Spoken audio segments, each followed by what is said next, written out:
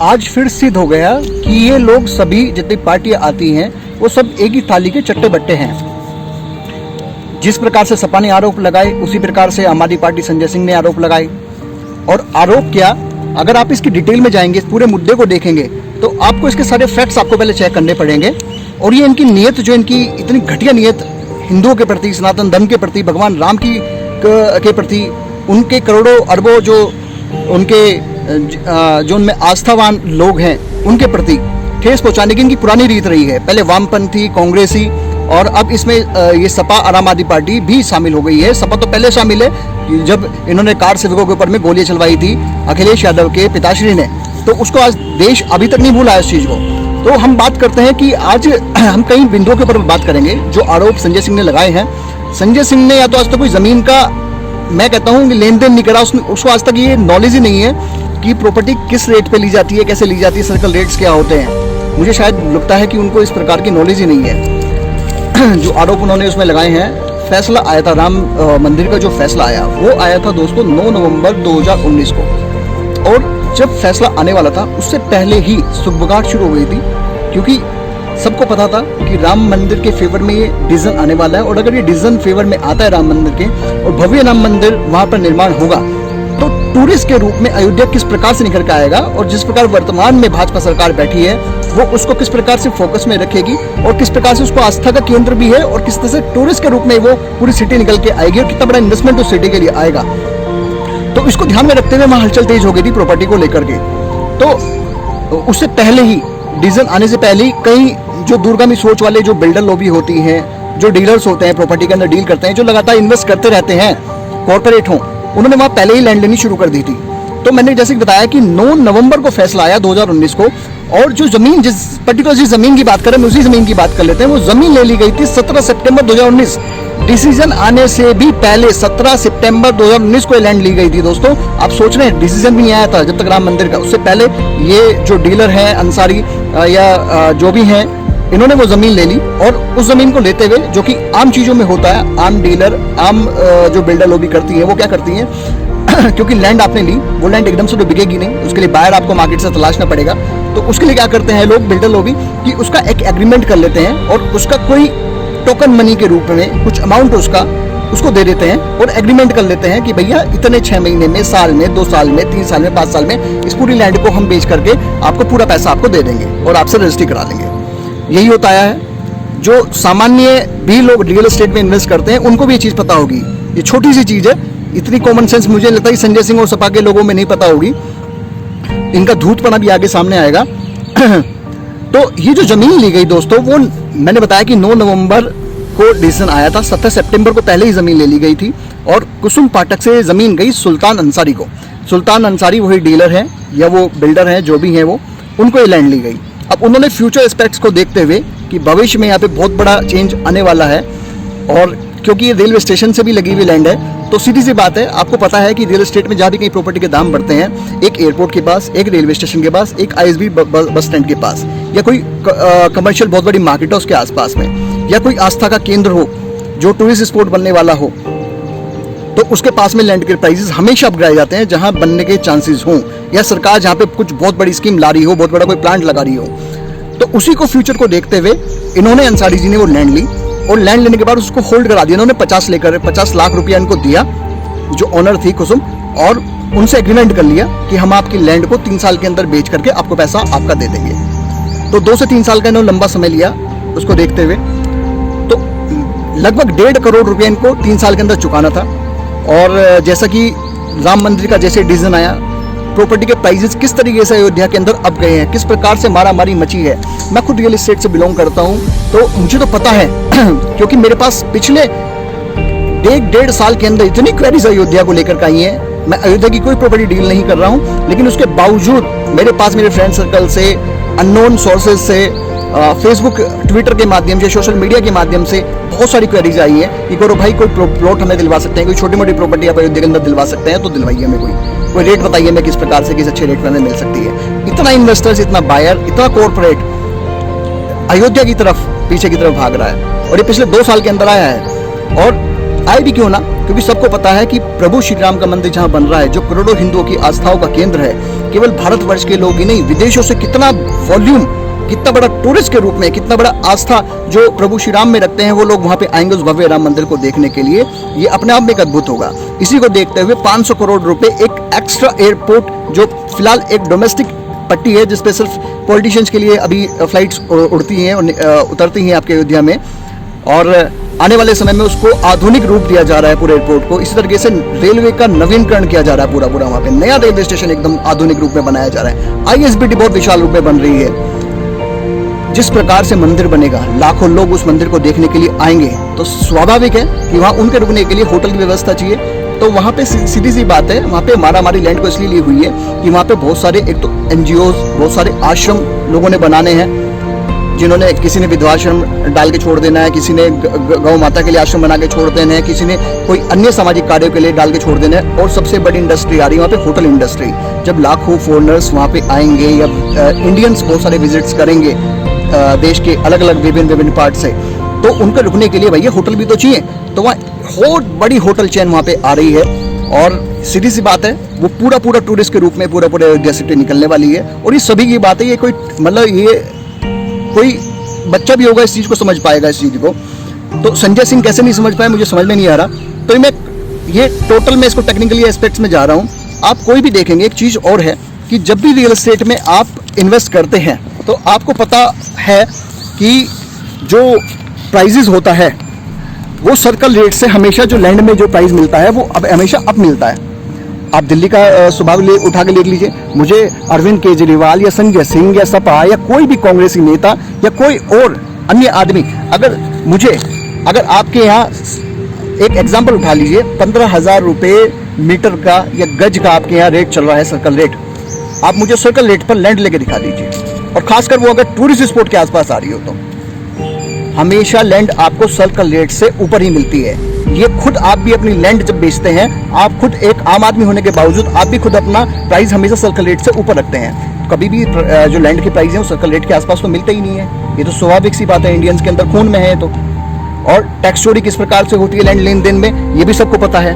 किस प्रकार से हम टैक्स बचाने के लिए सर्कल रेट के आसपास या उससे कम भी हम कई बार उसको प्राइजेस दिखा देते हैं, और मैक्सिमम पैसा हम कैश के अंदर दे देते हैं।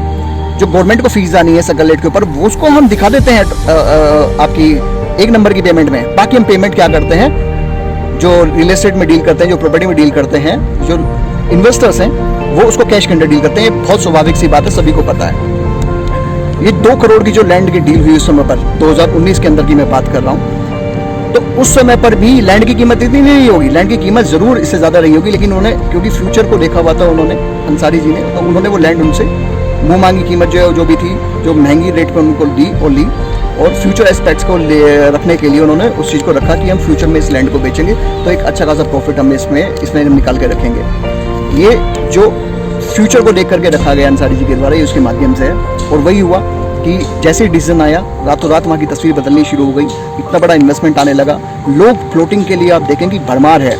एक छोटी सी चीज़ कीजिए, बहुत कॉमन सी चीज़ मैं आपको बता रहा हूँ, गूगल पे जाइए, गूगल पे लिखिए, आप कोई भी कीवर्ड डालिए, real estate Ayodhya real estate boom, आपके पास में 1-2 नहीं सैकड़ों आर्टिकल्स आ जाएंगे।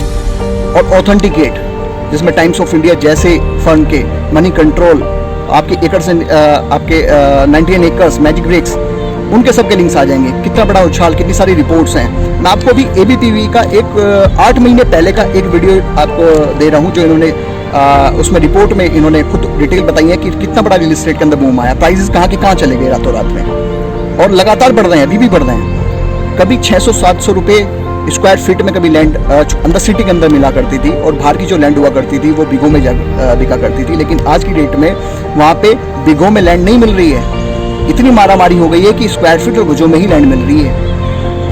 और मैं प्राइजेस की अगर बात करूं, टेक्निकल एस्पेक्ट्स में भी अगर हम जाएं, तो जो रेट था वो 1000 से नीचे, 1000 से 1500 रुपये के आसपास ये ट्रेंड करता होता था, ये राम मंदिर के डिज़ाइन आने से पहले और उसके थोड़ा सा लमसम उसके आसपास का। लेकिन आज के समय में, पिछले 2 सालों में, 3 सालों में जो रेट गया है, आप जानते कितना रेट चला गया है वहाँ का, आप गूगल करके देख लीजिएगा। 2,000 से 3,000 रुपए के बीच में ट्रेंड कर रहा है। 3,000 रुपए, कहीं कहीं जगह 3,500 रुपए तक, जो बिल्कुल राम मंदिर के आसपास की लैंड्स हैं, स्क्वायर फीट में, वो भी बिगाओं में बात नहीं कर रहा हूँ। और अगर मैं मैं 3,000 रुपए का ही लमसम एक रेट ले लेता हूँ। 3,000 स्क्वायर फीट का मतलब हो गया कि 100 गज के अंदर 900 स्क्वायर फीट होते हैं। 100 गज का प्लॉट अगर आप देखें तो आपका लगभग 27 लाख रुपए कॉस्ट आती है। 27 लाख रुपए 100 गज के प्लॉट की। और अगर मैं 100 गज के 10 प्लॉट ले लेता हूँ, या कि लगभग 1,000 गज का अगर मैं कोई प्लॉट ले रहा हूँ, तो लगभग 27 लाख का मानिए कि 2.7 CR, लगभग 2.5 करोड़ से ऊपर की कीमत आ रही है। ये सिर्फ 1,000 के प्लॉट की बात, मैं गज की बात कर रहा हूँ। वहाँ तो बहुत बड़ी लैंड ली गई है। आप सोचिए उसका क्या प्राइस लगभग 15 से 18 करोड़ रुपए के आसपास नहीं होगा। और वो भी टूरिस्ट प्लेस, वो भी आपकी रेलवे स्टेशन से लगी हुई लैंड, जहाँ पर सिर्फ और सिर्फ होटल इंडस्ट्री आ रही है, उनकी नज़र है सबसे बड़ी वहाँ पे। क्योंकि लोग रेलवे स्टेशन से उतरेंगे, अपने होटल्स में रुकेंगे और फिर राम मंदिर के दर्शन करेंगे। तो ये सारा का सारा सिनेरियो आपको समझना पड़ेगा। टेक्निकल एस्पेक्ट्स आपको समझने पड़ेंगे इसके अंदर में, कि टेक्निकल एस्पेक्ट्स क्या हैं इनके। और जो डील हुई है वो लगभग 18.5 करोड़ में हुई है, जैसा कि संजय सिंह बता रहे हैं, और बिल्कुल फैक्ट्स हैं वो। और 2 करोड़ पे जो उन्होंने लिया, उन्होंने अपनी टैक्स की जो कैलकुलेशन है उसके अकॉर्डिंग दिया। जो उन्होंने लैंड बेची आज के मार्केट प्राइस पर, हो सकता है अंसारी जी थोड़ा सा संयम दिखाते, थोड़ी सी प्रभु श्री राम के अंदर आस्था दिखा देते कि भाई लैंड हम सस्ते में दे देते हमने, या थोड़ा बहुत प्रॉफिट रख के बेच देते, लेकिन उन्होंने नहीं किया। और राम मंदिर ट्रस्ट ने भी इनके ऊपर कोई दबाव नहीं बनाया इस चीज़ का कि भाई नहीं तो कल कोई मजहब वाला नारा लगा देते कि देखो जी जबरन हमसे ज़मीन ले ली गई, क्योंकि मुस्लिम था जिसके पास लैंड थी और इनको ज़मीन इन्होंने हमसे बाबरी वाली तो ले ली, साथ के साथ इन्होंने हमसे जबरन ज़मीनें भी हमसे ले ली हैं अपने मुँह मांगी कीमत के ऊपर में। तो उन्होंने जो कीमत डिसाइड करी, उसी कीमत के लमसम इन्होंने उसको जाकर के वो प्राइस इनको करा दिया गया। तो ये थोड़ा सा टेक्निकल थोड़ी सी चीज़ें थी, जो ग्राउंड की जो रियलिटी है, रियल एस्टेट में हम कैसे डील करते हैं, किस प्रकार से प्राइस अब जाते हैं, और किस प्रकार एक फ्यूचर है अयोध्या का, किस प्रकार से वहाँ क्यों वहाँ लैंड के प्राइसेस हाई गए हैं, जिसमें वहाँ पे बहुत सारी चीज़ें डेवलपमेंट चल रही है। और आने वाले दिनों में पता चलेगा कि क्या चीज़ें वहाँ पे उभर के आएंगी। अगले 5 से 10 साल में अयोध्या का स्वरूप ही कुछ और होगा।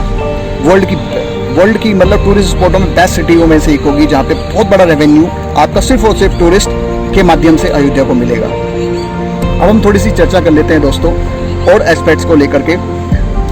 आखिर मतलब राम मंदिर को लेकर के कोई ऐसा नहीं है कि पहली बार प्रभु श्री राम को लेकर के इन्होंने टारगेट किया हो। ये कोई पहली बार नहीं हो रहा है कि प्रभु श्री राम इनके निशाने पर पहली बार आए हों। आप देखें वामपंथी, कांग्रेसी, इनका पूरा प्रोपेगेंडा हमेशा प्रभु श्री राम को लेकर के रहा है।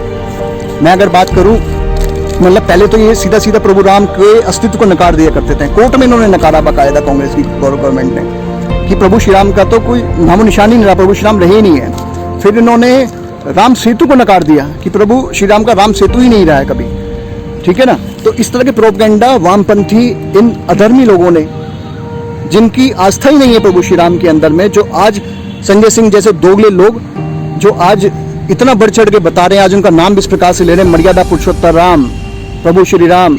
अरे इतनी आस्था कहाँ से जाग गई भाई आपके अंदर? जब आज तक आपने कभी आम आदमी पार्टी, संजय सिंह, मनीष सिसोदिया, केजरीवाल के मुंह से कभी सुना है कि पिछले 50 सालों के अंदर कभी राम मंदिर के लिए कभी एक स्टेटमेंट दी हो कि वहाँ बनना चाहिए, जब तक डीजल नहीं आया। और जिस दिन डीजल आया तो मजबूरी में इनको उसकी बधाई देनी पड़ी, क्योंकि इन्हें पता है कि उत्तर प्रदेश में घुसेंगे तो भैया वोट भी हिंदुओं की चाहिए। तो इस दोगलेपन को उजागर करता है इनके। और जिस तरह का प्रोपेगेंडा पिछले कई वर्षों में चलाया गया है वो आप सबके लोगों के सामने है। हम सब लोगों ने देखा है ट्विटर पे ये किस किस तरह के ट्रेंड करते हैं, भगवान श्री राम पर किस किस प्रकार की भद्र टिप्पणियां ये वामपंथी लोग करते हैं, ये कांग्रेसी करते हैं, ये सपाई करते हैं, ये हमारी पार्टी के लोग करते हैं, जिनकी इन्होंने मतलब एक टारगेट बना रखा है हिंदू को तो इन्हें मंदिर का घंटा बस समझ रखा है, जब आओ जब बजा के चले जाओ। और ये पागल हैं, ये मूर्ख हैं, ये आपस में लड़ मर के मर जाएंगे भैया।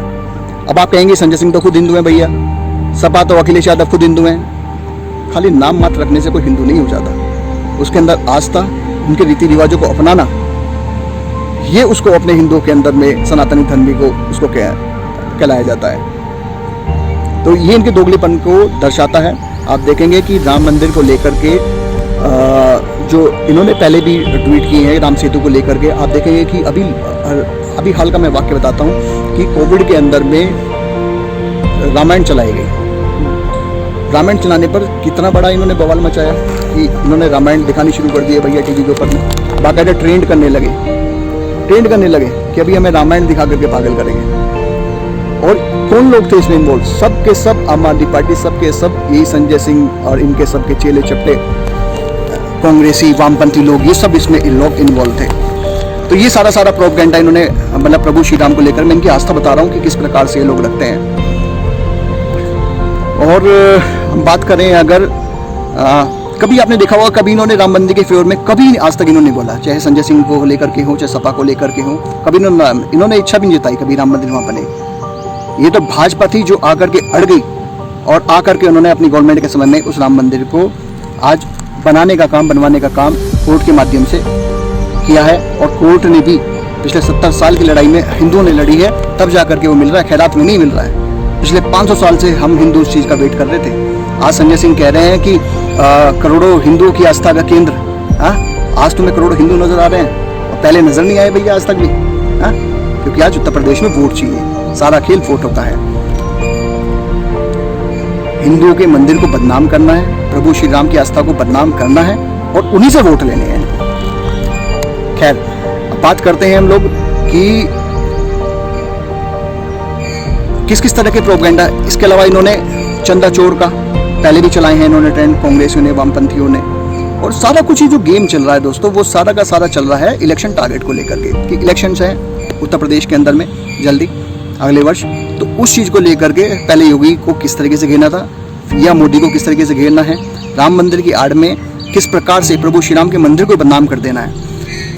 अगर कि सच में आस्थावान होते प्रभु श्री राम के प्रति संजय सिंह जैसे लोग, तो आप सोचिए कि ये आप ट्वीट देखिए, इनके जो ट्वीट, इनकी जो पोस्ट आई है संजय सिंह के हैंडलर से, और इन्होंने इसके अंदर में क्या ट्रेंड चलाया, राम मंदिर इज अ स्कैम, राम मंदिर इज स्कैम, मतलब राम मंदिर को ही बदनाम कर दिया, राम मंदिर स्कैम है, ताकि भविष्य में लोग पूछें, कहें कि राम मंदिर तो स्कैम है, राम मंदिर तो भैया घोटाला है।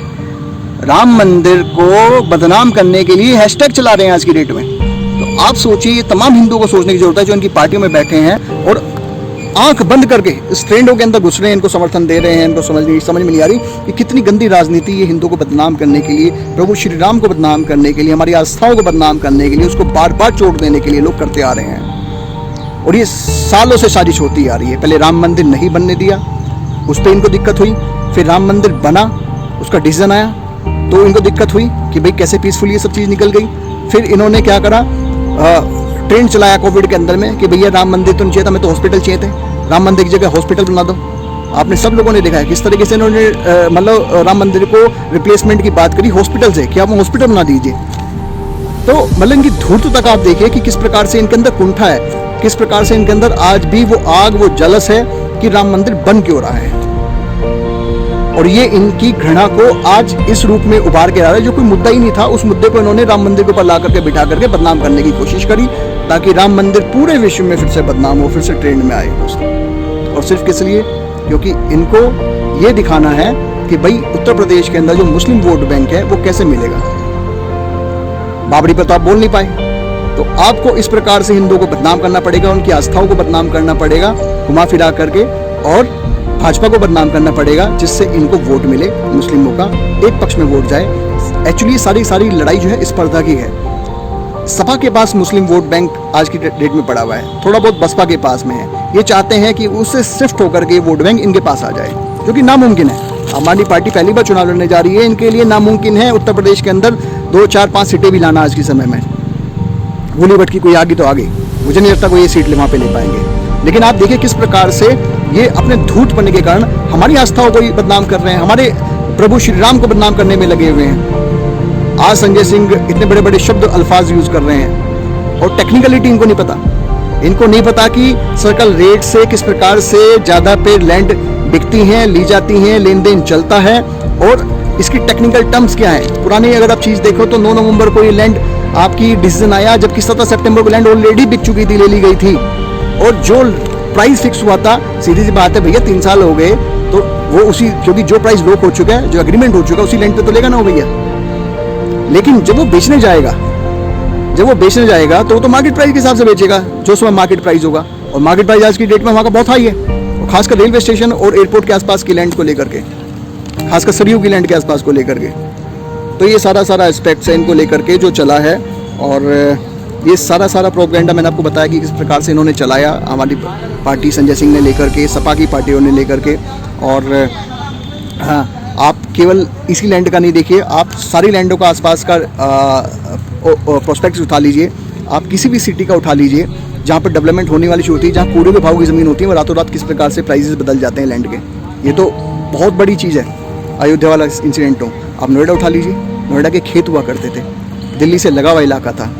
जब नोएडा घोषित सिटी हुई आज से 50 साल पहले, या अभी हाल फिलहाल में 10, 15, 20 साल पहले जब ग्रेटर नोएडा का डेवलपमेंट शुरू हुआ, तो आपने देखा लैंड के प्राइसेस वहाँ क्या चले गए। किसानों ने अपनी लैंड बेचना शुरू कर दिया था, और दाम लगाए थे तो उल्टे सीधे रेट लगाने शुरू कर दिए। आज भी जो फ्री होल्ड लैंड है उसमें क्या रेट चल रहे हैं आप देख सकते हैं।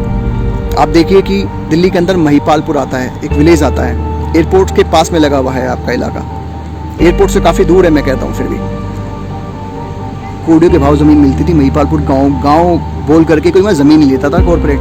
और आज 5-7 लाख रुपए आप हाथ में लेके खड़े ना, तो आपको महिपालपुर दिल्ली के अंदर में इंदिरा गांधी इंटरनेशनल एयरपोर्ट के पास में ज़मीन नहीं मिलेगी।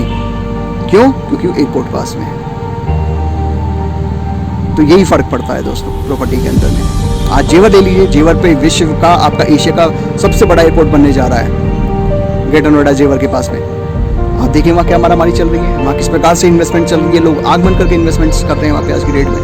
वहाँ प्राइस क्या चले गए हैं आज की डेट में, प्राइस है नहीं, फिर भी प्राइस बहुत ऊपर चला गया है, बहुत अप जा रहा है वहाँ पे प्राइसेस, क्योंकि वहाँ फ्यूचर दिख रहा है लोगों को। आप खुद ही अपनी लैंड ले लीजिए, आप कोई 100 गज का टुकड़ा लेकर देख लीजिए, आप आज लीजिए, आप 3 साल बाद 2 साल बाद मैं कहता हूँ वहाँ पे कुछ भी नई चीज़ नहीं आई, फिर भी आप उसको बड़े हुए रेट पे बेचेंगे। वहाँ तो रातों रात चीज़ें बदल गई। तो जिस अंसारी ने वो लैंड 2 करोड़ में, 2.5 करोड़ में ली, तो वो तो सीधी बात है भैया, जो आज का करंट मार्केट प्राइस चल रहा है तो उसी पे बेचेगा।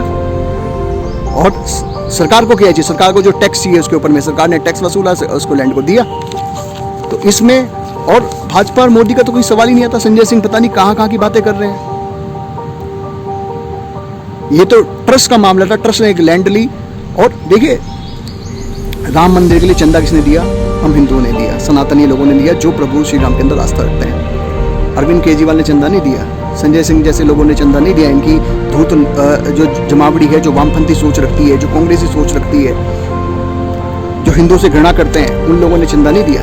तो ये हमारे खून पसीने की कमाई भैया, तुम्हें क्यों राजारी भैया? हमारा पैसा चंदा का हमारा कहीं लगा, अब वो किस किस अलग अलग कामों में यूज होगा हम लोग देखेंगे ना। तुम कौन होते हो सवाल उठाने वाले? तो ये इनकी धूर्त पने को दिखाता है। तो आपको इस चीज प्रोपेगेंडा से निकलना है और देखना है कि किस प्रकार से ये लोग अभी और गंदी राजनीति उत्तर प्रदेश चुनाव को लेकर के, आगामी चुनाव को लेकर के करेंगे। और मतलब आपकी आस्थाओं के साथ भी किस प्रकार ट्विस्ट करके खेलेंगे, ये आपको और हमें देखना है। और मेरे ख्याल से इतनी समझ तो संजय सिंह के अंदर होनी चाहिए थी कि कम से कम ऐसे सेंसिटिव मुद्दे को नहीं इनको छेड़ना चाहिए था, वो भी इतने हल्के एविडेंस को लेकर के जो है ही निराधार हैं, जिनका कोई है ही नहीं, कोई मतलब सर पैर ही नहीं है किसी चीज़ को लेकर के। अरे चुनाव लड़ना है आपको उत्तर प्रदेश में, लड़िए, स्वागत है, लेकिन कम से कम मुद्दों पे तो लड़िए। हिंदू धर्म को ही बार बार ठेस पहुंचा के बार बार आप उसी को प्रहार करेंगे, बार बार श्री राम को लेकर के आस्थावान लोगों को या भगवान श्री कृष्ण की आस्था को लेकर के जो उनको हार्म करेंगे, उनके सेंटिमेंट्स को हार्म करेंगे, और तब आप वोट लेना चाहते हैं। जूते मारेगी पब्लिक उत्तर प्रदेश की, जूते उसके देखिएगा अयोध्या के अंदर संजय सिंह और तमाम सपा के नेता, जूते मारेगी आपको पब्लिक वहाँ की। और जूते उन लोगों मारेगा जो आम आदमी पार्टी और सपा के लोगों के साथ खड़े होकर के वोट मांगेंगे। कभी ब्राह्मणवाद खेलते हैं कार्ड हिंदुओं को बदनाम करने के लिए उत्तर प्रदेश के अंदर में, कि ब्राह्मणों को मारा जा रहा है इसलिए आप वोट ना दें। कोई ब्राह्मण नहीं मारे गए, जिसने गलत किया वो गया, क्रिमिनल को एक्ट वहाँ से बिल्कुल अपराध को वहाँ से खत्म किया उत्तर प्रदेश के अंदर से। मैं खुद ब्राह्मण हूँ, मैं खुद समर्थन करता हूँ आज योगी जी का। जो गलत है वो गलत है, कोई अपराधी होगा तो अगर ब्राह्मण होगा तो क्या इसको छोड़ दिया जाएगा? बिल्कुल नहीं छोड़ा जाना चाहिए। तो जवाब आपको हमें देना पड़ेगा। जमात इन धूर्त लोगों को जो बार बार आपकी हिंदू की आस्थाओं को बार बार प्रहार करते हैं, जिनके अंदर कुंठा है क्या राम मंदिर क्यों बन रहा है, जो ये बोल नहीं पा रहे हैं अंदर से, ये इस प्रकार से घुमा फिरा करके चीज़ों को लाएंगे। समझना आपको और हमको है, और इनको जवाब देना है, इनकी धूर्तता का जवाब इनको देना है आगामी चुनाव के अंदर में। और समझना है इन चीज़ों को, इनके प्रोपेगेंडा में नहीं फंसना है हम लोगों को। जय हिंद, जय भारत, वंदे मातरम।